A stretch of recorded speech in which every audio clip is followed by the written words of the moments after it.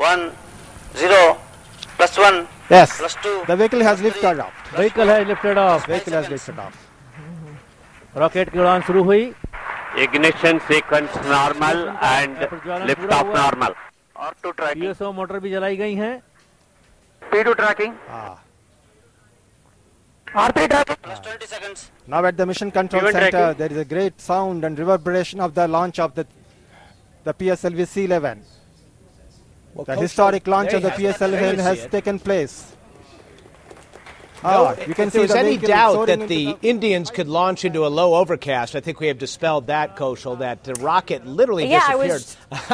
I was once at a Russian launch in the former Soviet Republic of Kazakhstan. They did it in dense fog that you could see just barely the flames of the rocket. But you have to remember, this is not a space shuttle, which is a wing craft with human beings on it that in the event of something bad happening would have to land on a runway. They can launch in some pretty nasty weather, and it doesn't really matter. It's an unmanned craft. It's not flying back to a runway under any circumstances. So far, so good. All these numbers look good.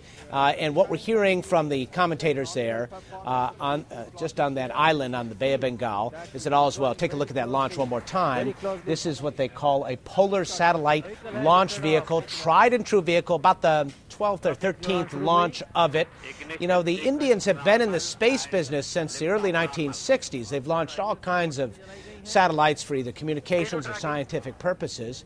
But this is a big deal.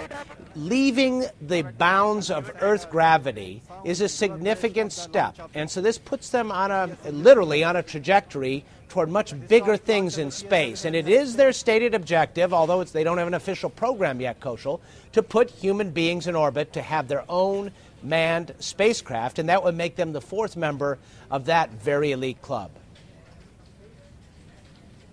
Obviously, it takes a lot of precise maneuvering there, but once it takes off, and it looked very successful, I mean, when do we find out exactly how it goes? Well, a million things can go wrong between now and the moon, of course. We're talking about a 5.5-day trip to the moon.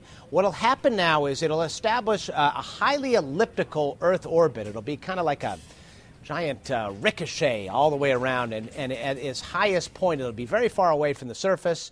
At its lowest point, it's very low. That'll allow it to pick up speed. And at the top of those orbits, when they'll time it just right, when they're ready, they're going to fire yet another rocket, and that will send it away from the Earth's gravitational pull, and ever so slowly it will be grabbed, if you will, by the moon's gravitational pull. That'll take about 5.5 days, and then as it gets close to the moon, it'll fire a rocket again to slow it down just enough so it doesn't crash into the moon, but instead goes around the moon in a nice circular orbit about 100 kilometers off the surface. And if all goes well, that'll happen for about 2 years. And those scientific instruments will be operating that whole time, beaming down data for scientists all over the world. The beauty of this is shared data for all the space agencies, in essence, because as you know, several countries have put payloads on this, including the U.S. and the Europeans, the Bulgarians.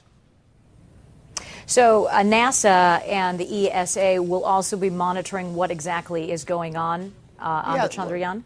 Absolutely. The space community is a small community anyway. Everybody roots for each other and wishes for their success. And frankly, I think a lot of people at NASA are pleased to see other countries trying to catch up with its success, because the hope is, the desire inside NASA is that will spur additional interest in NASA and potentially lead to additional funding for its programs. As it stands right now, the space shuttle program is going to go away at the end of 2010. There's going to be a 5-year gap where the U.S. will not have the capability of sending human beings into orbit at all. Well, it might very well be possible that at the end of that gap, if it extends out, there could be a Chinese flag planted in the moon, or the Indians might be in orbit and thinking about doing the same. So in a way, there's a whole new space race underway. It's just kind of emerging. And Miles, one of the things that the Chandrayaan is going to be looking for, aside from the water and the ice, is helium. Talk about the importance of that. Yeah, well, this is not just to make your voice high or to raise balloons into the air. We're talking about helium-3. This is an extremely rare isotope on Earth, but it's thought to be plentiful on the moon. The idea is that it could fuel a fusion reaction, a nuclear fusion reaction, which, of course, doesn't create any waste, which would be highly efficient, and could generate tremendous amounts of energy. But I should caution you, there's no such thing as a helium-3 fusion reactor. It doesn't exist. So that's a bit fanciful right now.